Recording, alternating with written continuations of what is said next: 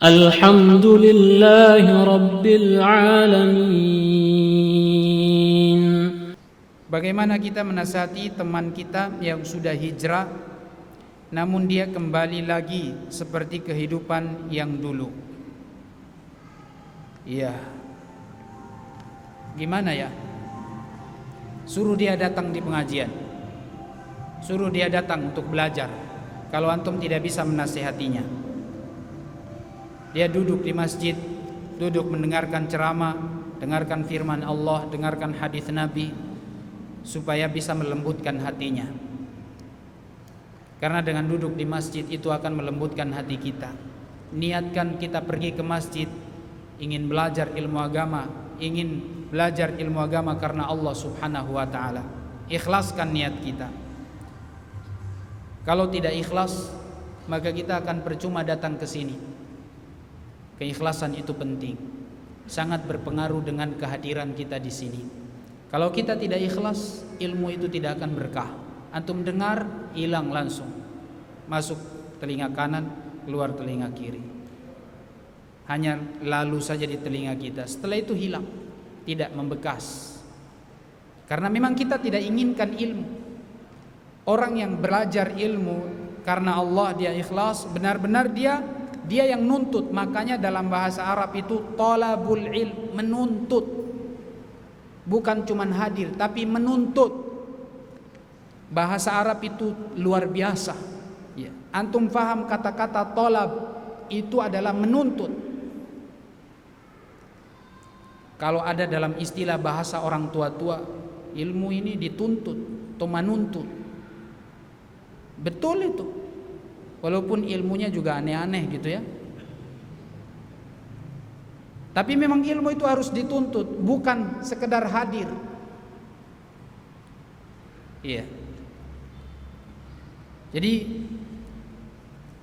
dia hijrah belum benar, sehingga dia masih kadang-kadang balik lagi.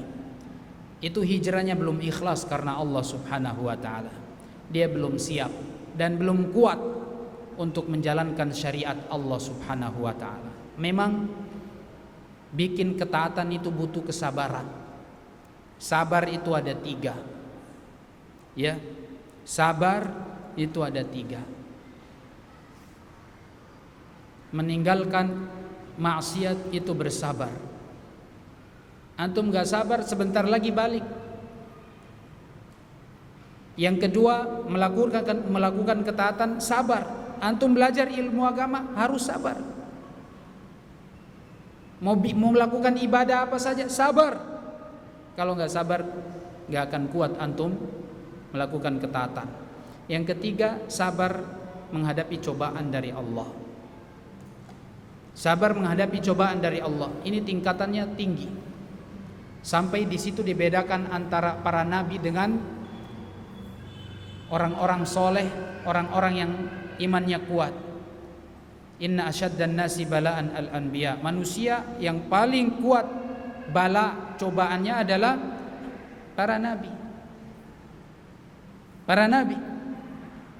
Tsummal amsal wal amsal. Lalu setelah itu orang-orang soleh, orang-orang siddiq, orang-orang syuhada, orang-orang yang bertakwa.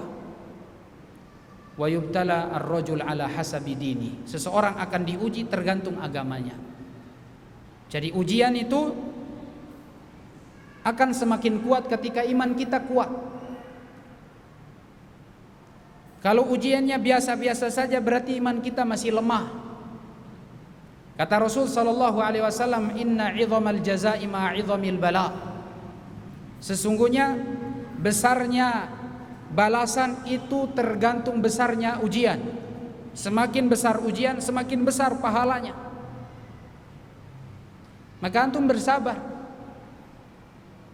Kalau nggak sabar, habis sudah.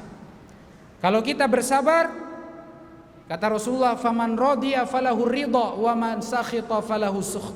Orang yang terima dengan ujian, dia ridha dengan ujian itu, bukan hanya bersabar, tapi ridha. Ini tingkatan sabar, tingkatan menerima ujian yang paling tinggi, yaitu ridha. Faman radiya falahu ridha, Allah ridha kepadanya. Wa man sakhita falahu sukht. Kalau dia murka, dia tidak terima dengan ujian itu, hancurlah sudah dia. Allah hancurkan. Iya. Jadi kita harus bersabar di dalam ketaatan, di dalam meninggalkan dosa maksiat. Itu ujian semuanya. Perbaiki niat kita supaya kita benar-benar hijrah. Kita lakukan dengan sesungguhnya. Jangan setengah-setengah, harus kita niatkan. Kalau nggak ada niat yang kuat, kita mencari ridha dari Allah, maka akan kembali lagi kita kepada dunia kita yang gelap sebelumnya. Ingat, memang di akhir zaman ini luar biasa fitnahnya, godaannya luar biasa berat.